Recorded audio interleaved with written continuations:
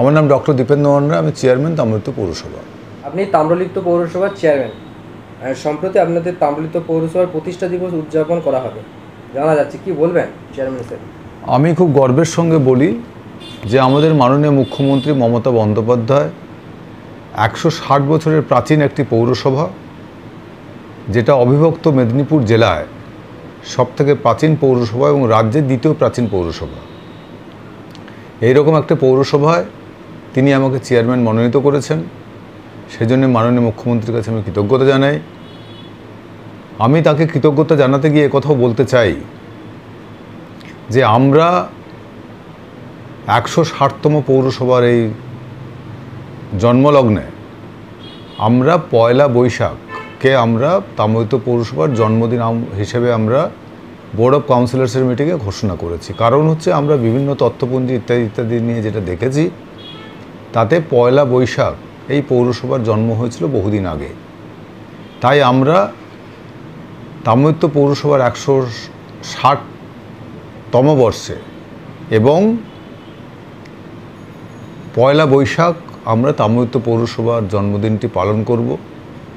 এখানে যেমন ভগবান কৃষ্ণ এসেছেন তাম্রলিপ্ত রাজের সঙ্গে অশ্বমেধ যজ্ঞের সেই ঘোড়ার যুদ্ধে, মহাপ্রভু মন্দিরের চৈতন্যদেব এসেছেন, মাইকেল মধুসূদন দত্ত এসেছেন, বঙ্কিমচন্দ্র চট্টোপাধ্যায় এসেছেন, এরকম বহু মনীষীর পাদস্পর্শে ধন্য আমাদের এই তাম্রলিপ্ত। এবং আমরা এই যে পয়লা বৈশাখে তাম্রলিপ্ত পৌরসভার জন্মদিন পালন করব, এই জন্য আমরা খুব উত্তেজিত, আমরা খুব আনন্দিত, আমরা খুব গর্বিত।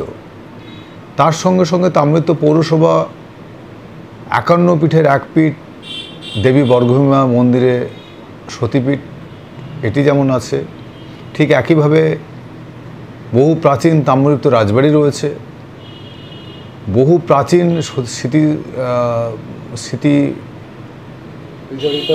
স্মৃতিজড়িত স্থান রয়েছে। এখানে বহু মানুষের, আমি আগেই বলেছি, পাদস্পর্শে ধন্য এই জায়গা, এবং সেই তাম্রলিপ্তের অধিবাসী হতে পেরে আমরা কৃতজ্ঞ।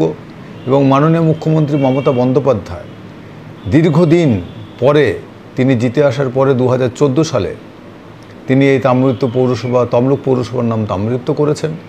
ইতিহাসকে তিনি মর্যাদা দিয়েছেন, সেই জন্য আমরা তার কাছে কৃতজ্ঞ। এবং আমরা তার কাছে কৃতজ্ঞতা জানিয়ে বলতে চাই, আমরা ইউনেস্কোর কাছে দরবার করেছি যাতে তাম্রলিপ্তকে ইউনেস্কোর দরবারে প্রতিষ্ঠা পায়, তাম্রলিপ্তকে যাতে ইউনেস্কো রেকগনাইজেশন করে।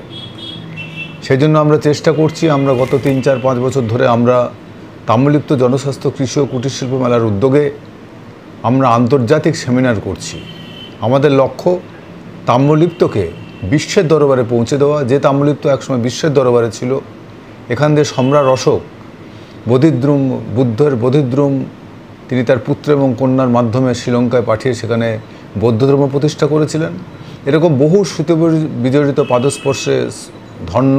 এখানে হিউয়েন সাং, ফাইহে নিত সিংয়ের মতো চৈনিক পরিব্রাজকরা এসেছিলেন, যারা প্রাচীন তাম্রলিপ্তের বিবরণ লিখেছেন। আমরা তাই এই আগামী 14 এপ্রিল আমরা যথেষ্টভাবে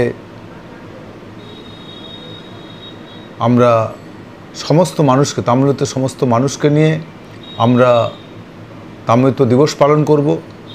এই তাম্রলিপ্ত পৌরসভার প্রতিষ্ঠা দিবসের সঙ্গে সঙ্গে আমরা এটাকে তাম্রলিপ্ত দিবস হিসেবে পালন করতে চাই।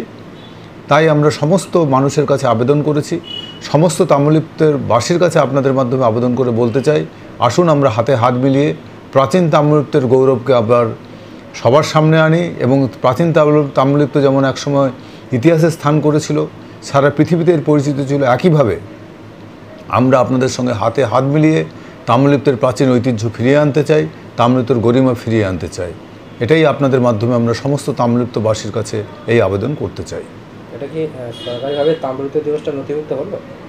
আমরা ইতিমধ্যেই বোর্ড অফ কাউন্সিলর্সের মিটিংয়ে গত বছর রেজলিউশন করে রাজ্য সরকারের কাছে পাঠিয়ে দিয়েছি। নিশ্চয়ই রাজ্য সরকার এটি বিবেচনা করে পরবর্তীকালে গেজেট নোটিফিকেশনের মাধ্যমে তাম্রলিপ্ত দিবসকে রেকগনাইজেশন করবে, এটা আমাদের বিশ্বাস।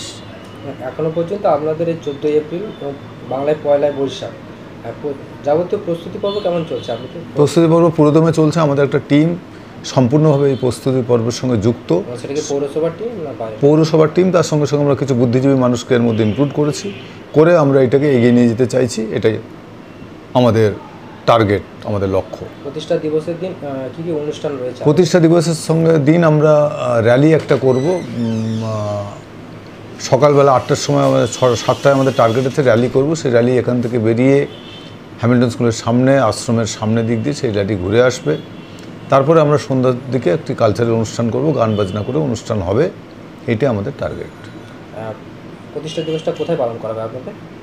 আমরা প্রথম র্যালির মাধ্যমে পালন করব, তারপর আমাদের সামনে একটি ছোট্ট স্টেজ হবে, সেই স্টেজ পৌরসভার সামনে, সেখানে আমরা পালন করব এবং সন্ধ্যের সময় মহেন্দ্র স্মৃতি সদনে আমরা জাঁকজমক সহকারে এই অনুষ্ঠানটি পালন করব। আপনি তো বললেন যে বুদ্ধিজীবীরাও সামিল হচ্ছে এই প্রতিষ্ঠা দিবস, বুদ্ধিজীবী কোন কোন পর্যায়ে বুদ্ধিজীবীরা রয়েছে? সমস্ত ধরনের বুদ্ধিজীবী, দলমত নির্বিশেষে, যারাই তাম্রলিপ্তের বাসিন্দা, যারাই তাম্রলিপ্ত নিয়ে রিসার্চ করেন, গবেষণা করেন, সবাইকে আমরা আহ্বান জানিয়েছি এই মহতী অনুষ্ঠানে অংশগ্রহণ করার জন্য। বিশিষ্ট কোনো ব্যক্তিবর্গ বা আমরা আশুতোষ দাস, প্রফেসর আশুতোষ দাস থেকে শুরু করে, রামকৃষ্ণের মহারাজ থেকে শুরু করে, সমস্ত ঐতিহাসিক রাজশ্রী মহাপাত্র থেকে শুরু করে সবাইকে আমরা ইনভলভ করাচ্ছি। নাম বলতে গেলে প্রচুর নাম বলতে হয়, তাই আমি কয়েকটা নামে উল্লেখ করি। প্রশাসনিক কর্তা ব্যক্তিরাও, পুলিশ, যেহেতু ইলেকশনের এম্বার্গো রয়েছে, প্রশাসনিক কর্তা ব্যক্তিরা এখানে অংশগ্রহণ করতে পারবেন না।